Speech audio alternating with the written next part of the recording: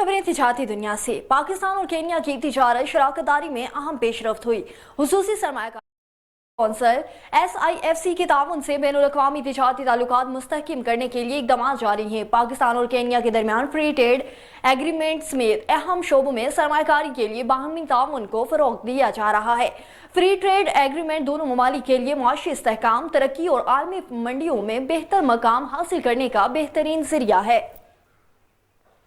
और वज़ीर आज़म शहबाज शरीफ कुल 31 दिसंबर को उड़ान पाकिस्तान प्रोग्राम का ऐलान करेंगे। वज़ारती मनसूबाबंदी के मुताबिक उड़ान पाकिस्तान 5 साल का कौमी इक़्तिसादी प्लान है जो 2024 से 2029 तक मुहित होगा। वफाकी हुकूमत इस प्रोग्राम के तहत 2029 तक बरामदात को सालाना $60 अरब की बढ़ाएगा और प्रोग्राम के तहत सालाना IT ग्रेजुएट्स की तादाद में हज़ारों का इजाफा किया जाएगा। उड़ान पाकिस्तान का मकसद पाकिस्तान को 2023 तक $1000 अरब माशियत की बुनियाद फराहम करना है और इस प्रोग्राम के तहत शरह खवानगी को फ़रोग़ दिया जाएगा, गुर्बत में कमी लाई जाएगी।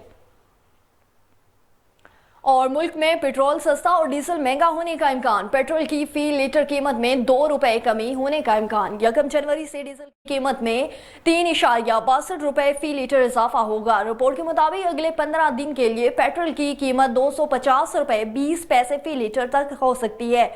डीजल की कीमत इजाफे के बाद ₹259 फी लीटर हो सकती है। मट्टी के तेल की कीमत ₹3.3 फी लीटर इजाफे के साथ ₹151.97 फी लीटर होने का तहमीना लगाया गया है। तिजारती दुनिया से फिलवक्त के लिए इतना ही।